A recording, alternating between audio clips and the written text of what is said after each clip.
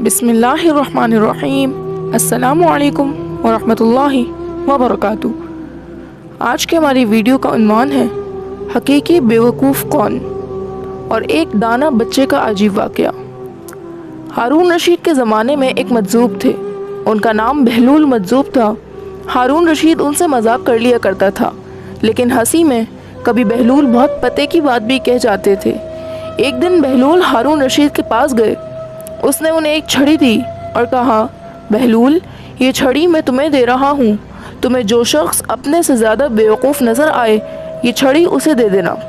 बहलूल ने छड़ी ले ली और संजीदगी से उठकर चले आए। बात आई गई हो गई। शायद हारून रशीद भी छड़ी के बारे में भूल से गए थे।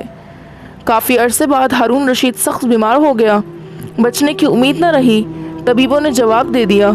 ऐसे में बहलूल उससे मिलने के लिए आए। सलाम के बाद पूछा, अमीरुल मोमिनीन, क्या हाल है? हारून रशीद ने जवाब दिया, बहलूल, बहुत लंबा सफ़र दरपेश है। कहाँ का सफ़र?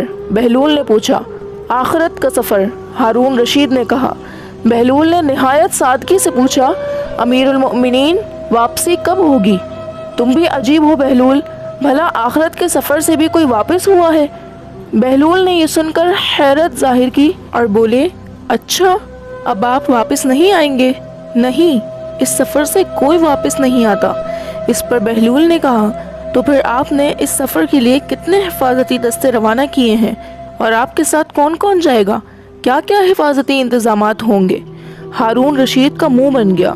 बोला, क्या बात करते हो बहलूल, आखिरत के सफ़र में कोई साथ नहीं जाता, खाली हाथ जा रहा हूँ। अब बहलूल बोले, अच्छा, इतना लंबा सफ़र और मददगार साथ नहीं?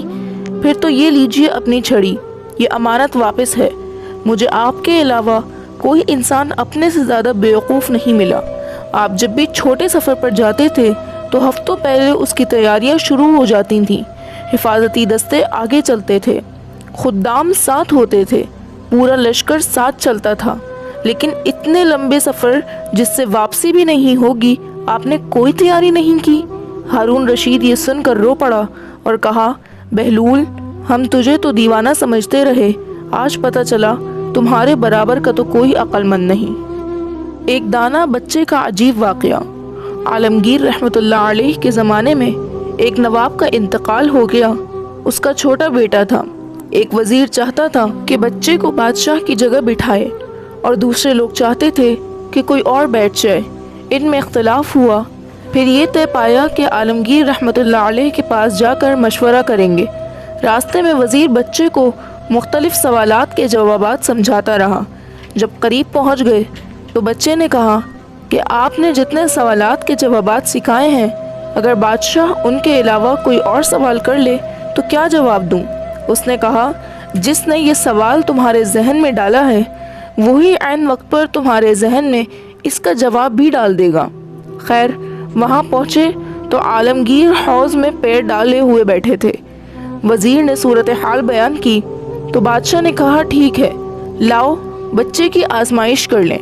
बच्चे को बुलाया और उसके दोनों हाथ पकड़कर हौज़ के ऊपर लटकाया और पूछा कि तुझे डबो दूं? तो बच्चे ने कोई जवाब नहीं दिया, बल्कि सिर्फ हंसा। तो बादशाह ने बच्चे को हटा लिया।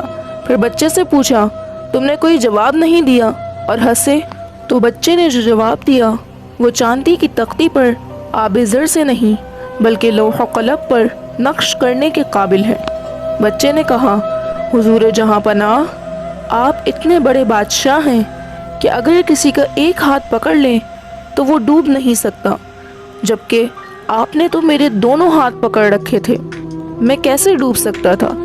काश हम भी अल्लाह ताला की दस्तगीरी पर ऐसा ही एतमाद पैदा कर लें और ईमान ले आए, जैसा कि बच्चे को बादशाह की दस्तगीरी पर हासिल था। अगर हक ताला की रहमत किसी की दस्तगीरी करे तो वो कैसे डूब सकता है? अल्लाह ताला हम सबको अमल करने की तौफीक अता फरमाए। आमीन या रब्बल आलमीन। अगर आपको ये वीडियो पसंद आई हो तो इस वीडियो को लाइक करें, शेयर करें और हमारे चैनल MA वॉइस को सब्सक्राइब करें और बेल आइकन के बटन को ऑन करके ऑल कर लें, ताकि हमारी आने वाली हर नई वीडियो सबसे पहले आप तक पहुंच सके। और कमेंट में अपनी राय का इजहार करना मत भूलें। شکریہ۔